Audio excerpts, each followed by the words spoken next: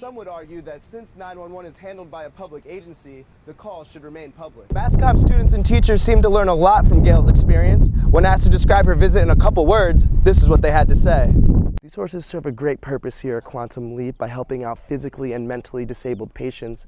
It's what they do for them personally that helps change their lives for the better. They hope that if he does not become the nominee, that other candidates will pick up his message, because his message is something that they believe you can't deny. While Sarasota County wants to charge for these free yoga sessions, many beachgoers believe that since the beach is a public property, these sessions should remain free. Since I've been standing here, I've seen multiple people jaywalking across the street due to a lack of a crosswalk. Public Information Director Chris Carson says within a few months, there'll be a crosswalk on Bush and 12th Street to hopefully help out pedestrians in the area. In 2012, Zach had a lot of success on the track, finishing in the top 10 9 different times. He hopes to continue that success this year in the Indy Lights Series, on and off the track. The Ron Paul supporters, you can almost see it in their eyes, like they really believe in this man and they really want him to do well. The Gingrich reporters, they did the same, but not with that much passion, not with that much, clarity. I was really surprised that many people I talked to had a negative view on it. I was expecting more positive, like, oh, this is something I can use at 3 in the morning when I'm in the library. Godwin, who originally verbally committed to Minnesota, will end up training here at the Leroy Selmans Athletic Center at USF's campus. Willie Taggart, the new USF coach, can take a lot of credit for his decision. A lot of that is talked about because of these drinks now that are all the caffeine with the alcohol and how dangerous that is. Do you think that kids just realize the dangers of it now? Yeah, I think they are realizing the dangers of it, especially with something like this that's so accessible. Say you are drinking and you use something like this, the effects are unknown as of right now, and it's not FDA approved, so it's just a dietary supplement. So I think that's why a lot of these kids are just saying, I don't know if I want to use this, not yet at least. Maybe I'll wait, a few months when it's been out for longer. High speeds and a high volume of cars are constants on Bush Boulevard between Nebraska Avenue and 21st Street.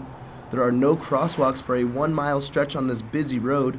Local resident Frank King told me that it's simply too risky. This store right where we're standing at is real convenient to the neighborhood. So all the time you have pedestrians crossing all day long. The area he speaks of is around Bush and Brooks. It's real dangerous just riding this area here alone. This is right where 8-year-old Jayla Shabar was struck and killed last month while walking across the street with her 12-year-old sister. You have kids crossing the bike. You'll see some step out in front of traffic. You hear a lot of cars honking their horns, but they don't have anywhere to cross. So therefore, a kid's mind is not fully developed, and they will take that chance. They will take that chance. It is also the same stretch of highway where the Florida Department of Transportation counted 50 pedestrians jaywalking in 1 hour, and where there have been 18 pedestrian accidents and 3 deaths. Since I've been standing here, I've seen multiple people jaywalking across the street due to a lack of a crosswalk. Public Information Director Chris Carson says within a few months, there'll be a crosswalk on Bush and 12th Street to hopefully help out pedestrians in the area. I'm happy that it's getting put in, but I still think there should be way more. Yes, of course, there needs to be more crosswalk here. I agree 110%. Local residents hope that the death of young Jayla will force the Florida Department of Transportation to install more crosswalks to help keep everyone, especially the children on Bush Boulevard, more safe. I'm Jason Smartt, reporting for TV News. So we decided to send our 21-year-old intern, Jason Smartt, out to USF to find out why Paul is so popular with students. Although behind in the polls, it seems like Ron Paul has gained tremendous support among USF students. Paul at 76 is the oldest candidate, but young voters say he has their support. He's not a liar. He's not a hypocrite. It's just everyone being brought together by one simple message, and that message is liberty. I think we're seeing right through the people that have been in Washington a little too long.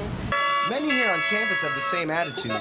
Student supporters have been spreading this message through a Facebook group called Bowls for Ron Paul 2012. John Persicelli explains the movement. basically there's, I think, over 100 people in the group now, and every time they post or talk about it, it posts on their page. However many friends that they have, it's just promoting, liberty, the message that, Ron Paul is supporting. This support is what the students believe is keeping the message alive. The creator of the group and state chairman of Young Americans for Liberty, Byron Longworth, explains why they are being so active and vocal about their candidate. Well, all the students are excited that Ron Paul's coming. I haven't seen a single Newt Gingrich sign or Romney sign anywhere. I think that they have the media to help them, and we have people to help us. Mark Lally, a retired Army vet who suffered a spinal cord injury in a helicopter crash 5 years ago, and many other injured vets have found solace here at Quantum Leap Farm. It's just given me a whole new purpose, and it's really given me my life back and given me a way to serve other people again. Quantum Leap was founded by Edie Dobking in hopes to help out injured vets like Mark and beyond through different types of equine therapy. We're here to help people who either have a disability or have been injured or have acquired an illness that's rendered them disabled, to help them sort of explore their abilities, to get their minds off of focusing on their disabilities. Today, Mark rides alongside Lee Nelson, an Army chaplain who suffered a spinal cord injury in a car crash on his way to work. Lee says that riding these horses gives him a great sense of accomplishment. Coming out here, it's more than just somebody saying you could ride a horse. It's actually doing it and seeing the reality of I am doing something. These horses serve a great purpose here at Quantum Leap by helping out physically and mentally disabled patients. It's what they do for them personally that helps change their lives for the better. I feel like they can understand me, and actually I think they do understand me and listen to me a whole lot better than some of the people in my life. It means life to me because I feel like I'm alive. Neither men plan to leave Quantum Leap anytime soon. After all, it's a dream come true. I was that little kid, always wanted to be a cowboy, wanted to be John Wayne, and this is as close as I can get. I'm Jason Smartt, reporting for TV News.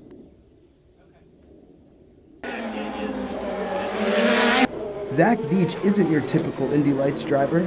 At only 18 years old, he balances racing, awareness campaigns, and handles school before all else. Even before I climbed in the race car today, I was working on one of my science tests. His season kicks off tomorrow at the St. Pete Grand Prix. It is his first full season as an Indy Lights driver, and he says he is ready for the transition. Coming back into the Indy Lights car, I feel more at home. I'm used to the downforce, the high horsepower, so I had a lot of winter testing, so I'm feeling very set for this season. In 2012, Zach had a lot of success on the track, finishing top 10 9 different times. He hopes to continue that success this year in the Indy Lights Series, on and off the track. I always wanted to do more outside of the car than most drivers do, because I wanted to use racing as a way to get in front of people and kind of voice my my messages on certain things. And we've been able to do a lot against distracted driving, working with noise, and we created my own smartphone app, and then do a lot of things for bullying as well, because I was a victim of that as I was growing up in middle school. Jeremy Shaw of Team USA helps drivers like Zach who are young and very active and who want to be successful in the sport of racing. It's a very difficult career to get yourself into it. It takes a lot of commitment, and I try and guide them in that direction to make their way into the sport. Zach is committed to making a difference in all areas of his life. As for racing, his goals are very big, but very reachable. Long term, we want to be an ISOT IndyCar driver for Andretti Autosport, hopefully in the Indianapolis 500 one day. For now, Zach will take it one race at a time and work towards his Indy Lights championship. I'm Jason Smartt, reporting for the Digital Bullpen. Boy, could I. Gail Sierens, WFLA news anchor, came to visit USF MassComp students to give them an insight on the TV news business and hope for the future. Sierens has been with WFLA for over 35 years and has become the face of the Tampa news industry. She hoped to leave the room of future journalists with confidence and tips on how to succeed going forward. You just have to find the thing that will set you apart from all the other people who are vying for the same job. And generally what will set you apart is that you're just going to be willing to work harder. You're willing to really work your tail off to make sure that you would be available for anything, anytime, anywhere. MassComp students and teachers seem to learn a lot from Gail's experience. When asked to describe her visit in a couple words, this is what they had to say. Satisfied, because she brought actually exactly what I wanted to hear. Inspired, I could say. A lot of the things that she said were inspirational. There was nobody on their phones. There was nobody typing on their computers. Students were dead eye locked on every word she was saying, and that is actually really awesome. Students asked her many questions about how to get started in the industry and how to progress to obtain their dream job. She insisted that being a good storyteller and being assertive are two constants that news directors always look for. Don't be afraid to start small, be aggressive when you get there, be the one who wants that lead story on the newscast every night, and then go get it. MassComm students hope that the Radio Television Digital News Association continues to bring in accomplished journalists that they could learn from. I'm Jason Smartt, reporting for TV News. This is a big step, this is huge. But the question, no more, and not in this business, if you're interested in this business, you're not going to get to do it because someone